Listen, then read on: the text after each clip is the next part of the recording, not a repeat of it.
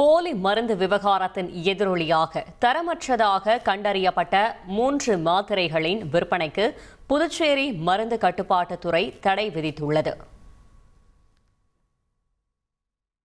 போலி மருந்து விவகாரத்தின் எதிரொலியாக தரமற்றதாக கண்டறியப்பட்ட 3 மாத்திரைகளின் விற்பனைக்கு புதுச்சேரி மருந்து கட்டுப்பாட்டுத்துறை தடை விதித்துள்ளது.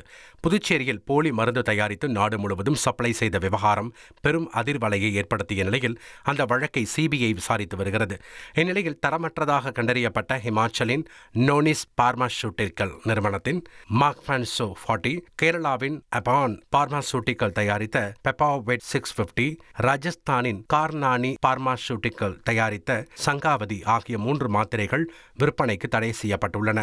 மருந்து கடைகளில் உள்ள இருப்புகள் குறித்து மருந்து கட்டுப்பாட்டுத்துறைக்கு தெரிவிக்கவும் மீதமுள்ள மருந்துகளை தயாரிப்பு நிறுவனங்களுக்கு திருப்பி அனுப்பவும் அதிகாரிகள் உத்தரவிட்டுள்ளனர். இனி செல்லும் இடமெல்லாம் செய்தி. தந்தி டிவியின் வாட்ஸ்அப் சேனலை ஃபாலோ பண்ணினா செல்ல இருக்கும் இடமெல்லாம் செய்தி. இதோ QR கோட் இப்பவே ஸ்கேன் பண்ணுங்க, ஃபாலோ பண்ணுங்க.